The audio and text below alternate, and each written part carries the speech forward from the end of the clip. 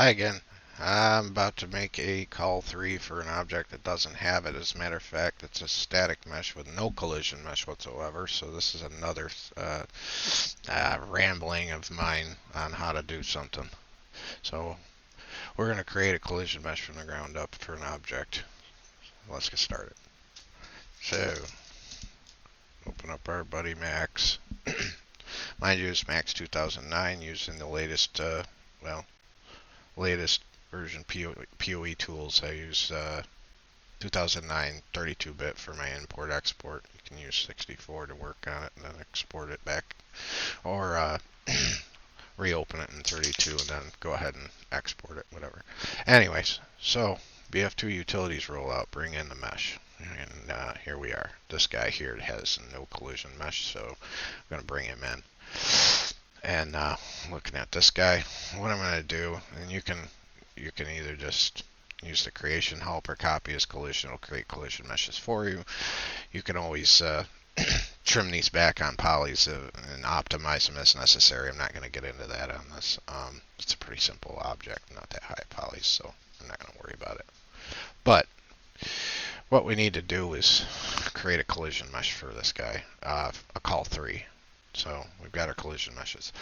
First thing I'm going to do is to prerequisite and get all my materials. Use the ink dropper, material editor. You should know how to do that by now. So from there, I'm going to open up, and what we want to do is find out, well, we've got 3 different material IDs here, so we need to find out what materials are what and what it should be. So judging by this, it looks like a vehicle ramp type thing that likely needs to have tarmac on the face. So what I'm going to do is select our main mesh and find out what polygons they are. So I don't want a set ID, I want a select ID to find out which ones are what. So select ID. So that's one ID. Let's see, what's this? Those are the walls. And then select one. It's probably going to be the narrow strip in the middle. So I know the narrow strip in the middle is probably going to be, and this is a guessing game, you may have to change the actual physical materials later, but we're going to say that one is going to be tarmac. Oops. Let's try that again. So I'm going to mark it tarmac, the material. Add 2 pipe delimiters after your material name. So next, I'm going to find out what 2 is. And I think we're going to call it rock. So the other 2 is probably going to be rock, more or less. We can adjust this in the tweak in the editor anyways, as long as it has the capability of having 3 materials. They can be the same material. It's just you have the option to change them if you have them set up this way. So I'm going to say rock 2. That way I got some way of determining which one's which. Alright, so we have 2 object. There we go. So now we've got our materials there. I'm just going to quick apply these now. So there we go. Alright, so that should assign our materials based on these being clones of that. So I'm going to turn my viewport on. We want edge faces so we can see what we're looking at here as far as polygons. And what I want to do is I'll probably model it after the call 2 generally when I do my AI meshes. So call 3 mesh, AI mesh, one and the same term. So what we want to do is probably create a box, and we'll box model something for this. Now, knowing this static the way it is, these do not need to be included because the ground will mesh and it's within the tolerance. So all we need to focus on is the main ramp and try to get it modeled in. So this is a very simple one. And what I'll do is take a top view You can use perspective view, or you can use your other 3 views to try to get it, but I just generally just use this, and this is close enough for me. So I will start here and drag and draw a box here and bring it right on up. That's good enough. And then I'll go over here to this little rainbow icon. I want to convert that to an editable mesh. There we go. Okay, now I got an editable mesh to work with. Now, what we need to do is align this thing. And being that this sits on the ground, it doesn't hurt to be a little lower than the ground, just so that it always nav meshes. You're certain that it intersects the ground, otherwise it doesn't work right. So what I'm going to do is just kind of tweak this in. Whoops, selected the wrong thing. There we go. Select polys and just fit this to the general size of this object. And since it's tapered, I want to focus on the furthest point out of it, and we can adjust it from there. So I'm going to bring that out, yeah, something like that. And you're just going to rough it in to encompass the entirety of the main object. There we go. Now we'll take our side view here, get the ends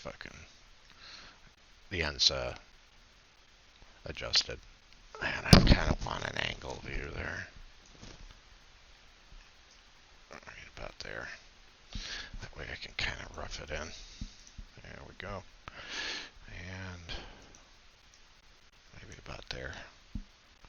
Just enough to see what I'm doing here on the corner.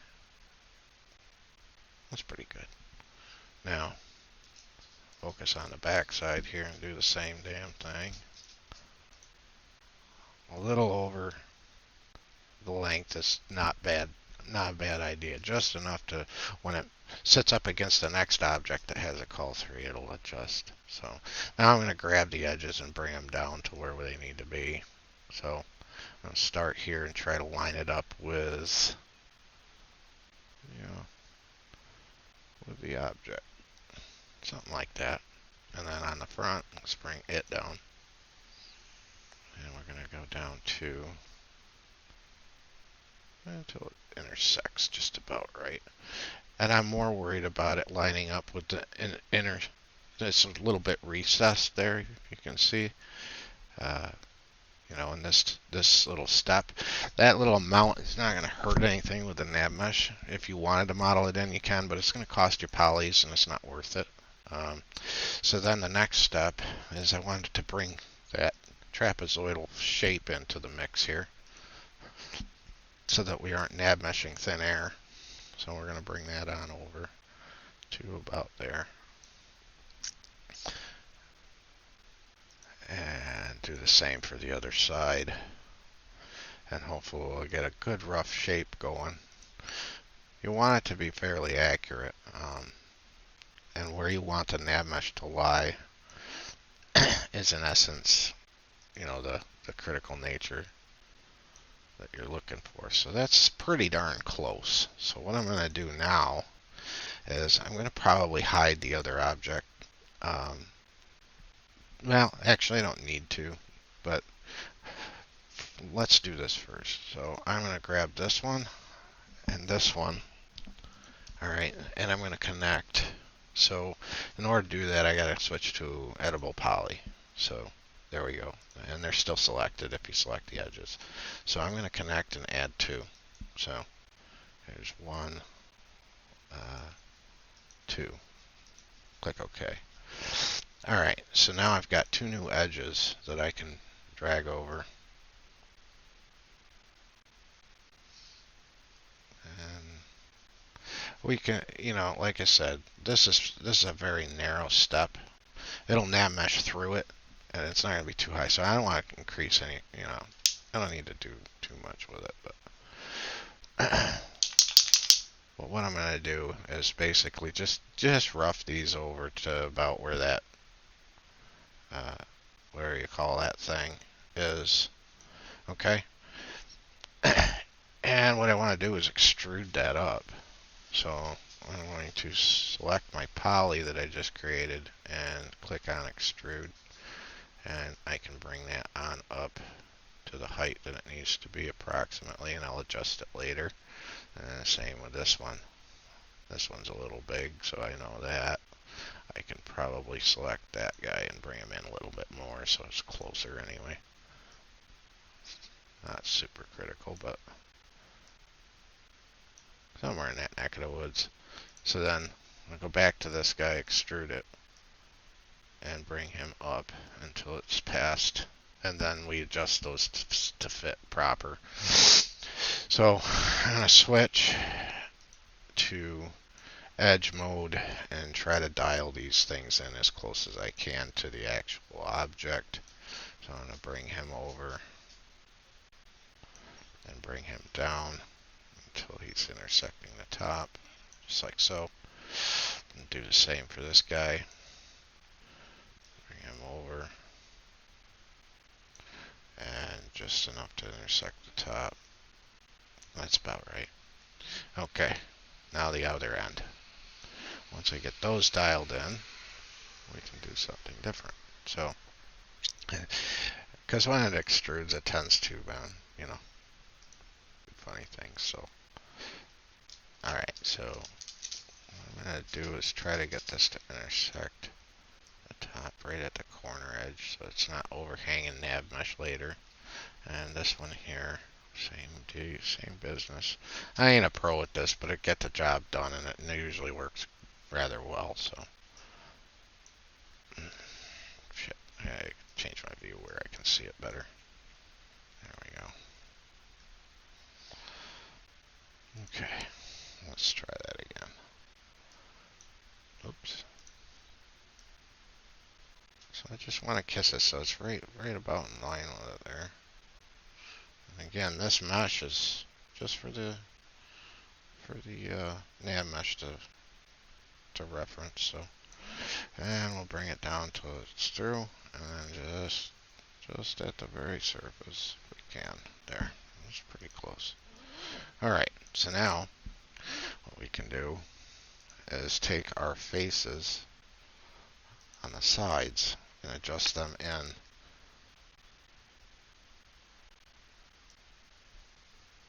until it's just kissing that face, like so.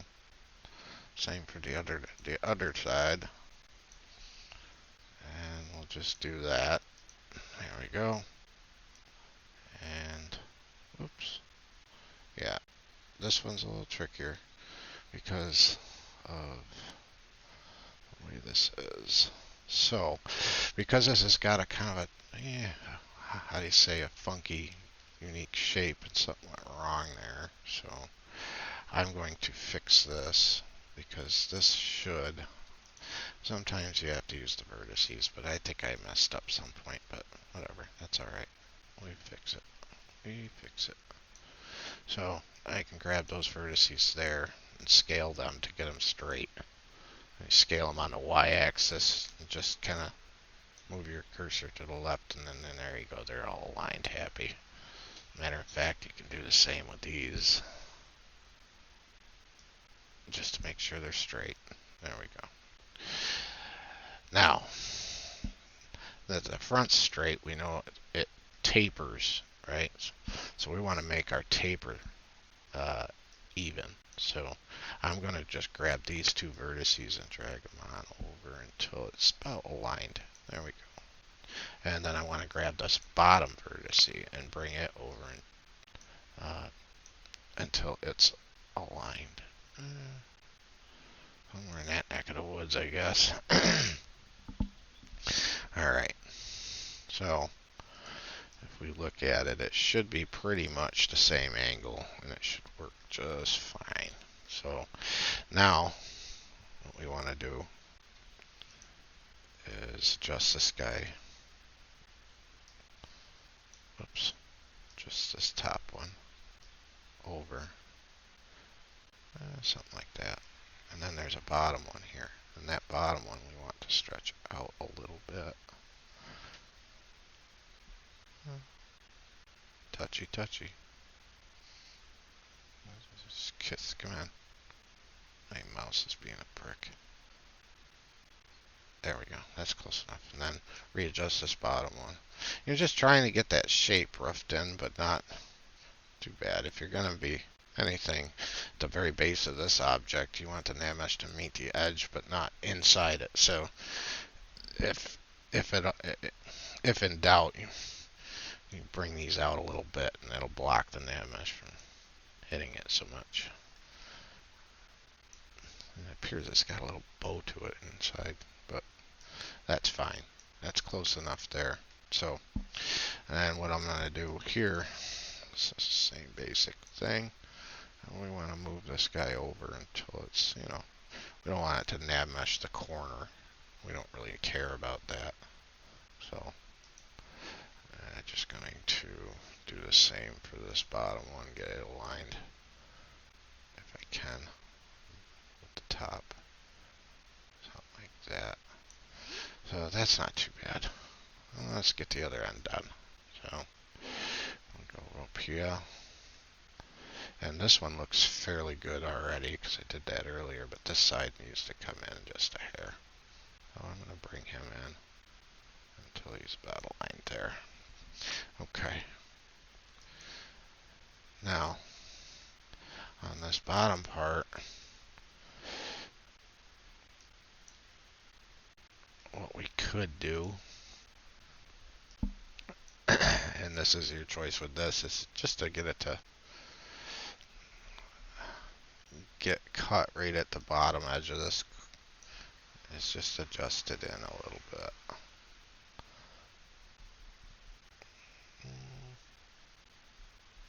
Right about there. Alright. Now, we gotta do all the same bull crap over here. So, tie these in until it's about even with the curvature. Same with this one. Bring him in about even with the curvature. Okay. And this one can come out just a hair. Something like that. It's close. Like I say, closest. You got a little bit of freedom with these call threes to a degree. You don't have to be too anal with it, but you do want them to do correctly. So that can nav mesh up to that point there. And again, you can kind of split the difference or something, so I'm going to bring it up just a smidgen. Yeah, something like that. That'll do. Yep. Okay. And then we're going to go on the other side of this and verify it's right. So, again, I got to scale my vertices because this front end got kind of goofy on me, but that's all right. We just do that. And it'll tie it all in. Very nice. All right, now, we just take this guy, drag his sorry butt into, whatever, about there. And this one in to about there. And this one into about there. And we'll raise it up just a fraction. And the same. This one. We'll just bring it in until we've got it to the edge. Like so. Okay. And then we'll just double check our work here. So look okay. This one here could probably come up just a hair.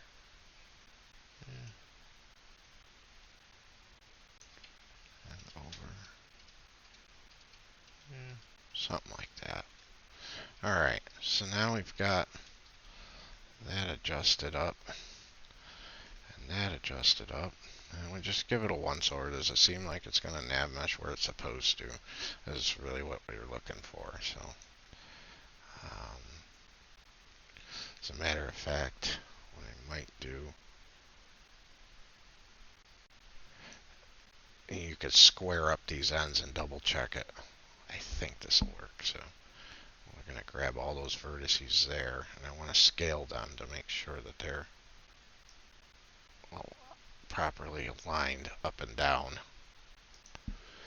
And the same with these ones, just to make sure that I don't have anything out of square from moving them. It's easy to do.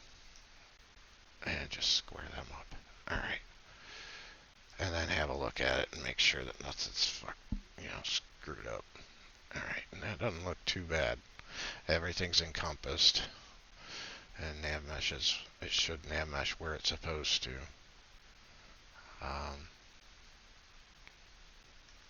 So I think we're going to live with it. You can always come back to your scene if you find any issues when you test it in game to nav mesh. So once this is completed, now all we need to do is go in here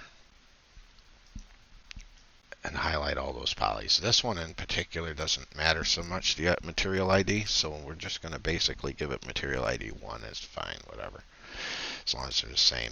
The call 3 is, it's just got to be there. It really doesn't matter what the material is. Call 2, on the other hand, ramps, stairs, things, that's critical. So, but I'm not doing that. They're already assigned. So now that we've got that, we've got them all highlighted, we want to go to Edit Triangulation, Retriangulate, Convert to an Editable Patch, and that'll collapse it to itself, and then back to Editable Mesh. And in theory, we should be in good shape. So now I've got this box, right? We're going to rename that to Call 3. Call 3. Middle mouse button. Okay, so now we want to connect that to our non-viz. And my Max is being a jerk. There we go. Connect to non-viz. There we are. So now, once we've gotten that, we should be able to reapply our materials. And let's do an export and see what we come up with. Static objects. And you should export it to whatever folder you wish, but I would export it to a separate folder so you don't mess up the original until you're happy with things. PR call is my folder, so there we go. And now it just exported static objects, PR call, and now I have a ramp v3. And let's look at the collision meshes. So let's see how close I got with it. So there's our 3 materials that it's showing: vehicle, soldier collision, AI mesh. And that's pretty damn close. Close enough for the nav mesher to work. So from there, what I'm going to do is I'm going to get rid of these because we want the visible mesh the way it was. We don't really care about it because we exported it with its UVs and its material IDs. So all we need is the original object and the collision mesh and con file that we generated. So I'm going to copy that over. Back to PR, city buildings, ultra walls. Alright, so here's the one that doesn't have a tweak file, doesn't have any collisions. We just created some. So I'm going to paste this in. Okay. Alright, and now I'm going to save this scene to save myself the hassle if I have to adjust anything or fix anything, or maybe you have to optimize those meshes. It all depends. So having the scenes available is really nice to have. So I'm going to do that. And I'm going to minimize this, and then we're going to open it in the editor and assign our collisions and create our tweak. All right, here we go.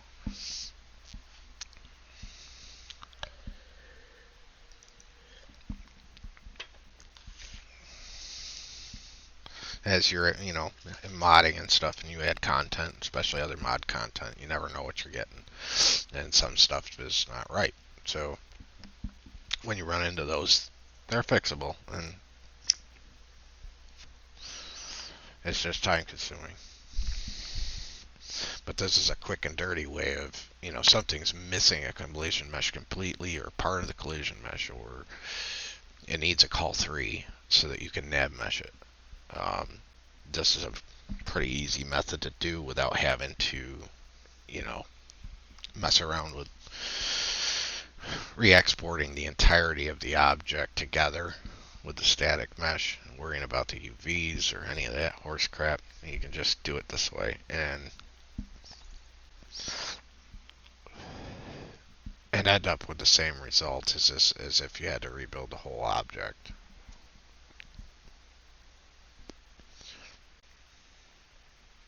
Whenever this gets done loading. A lot of the red you see in the editor is nothing more than stuff that the editor, when it was made, is not familiar with the code that's in the latest executable, the BF2 1.5 patch. So some stuff is valid, but most of what we've got in ours is cleaned out for the most part.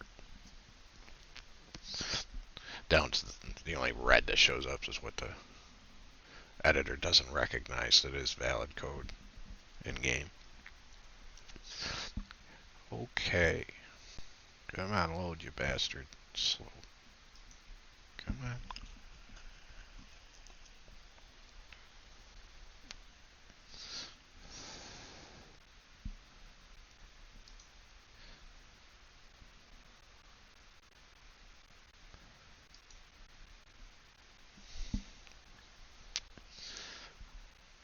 Okay. Object editor. And we want to find our object, so we're going to go into this PR. Eventually I'll find it. PR, city buildings, and neutral walls. And here's our object down here, which would be ramp V3. Alright, now we have our ramp V3. So now I know exactly which part is what. So I'm going to render my collision meshes. So let's do decal mesh. Okay, so since our decal mesh is showing it's yellow in the middle, I'm going to go to my default and now set my materials. So default. So I was right, tarmac. So we're going to make this T tarmac. There it is. The blue should be stone because the texture is dictating that it should be rock. So we're going to make that rock. And then we're going to make,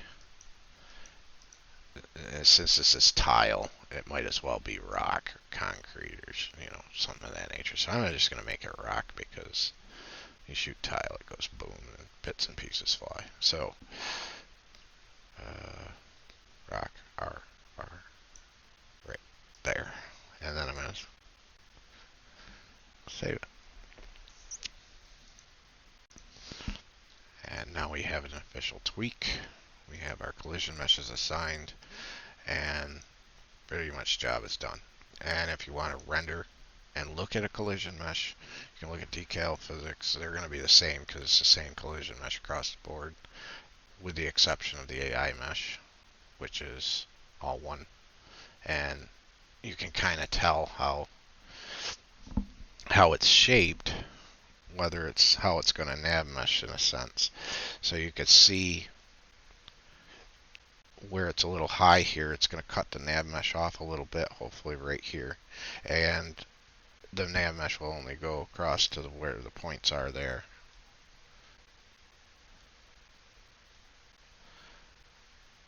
So, with that said, that's how she be. So, job done. Thanks for watching.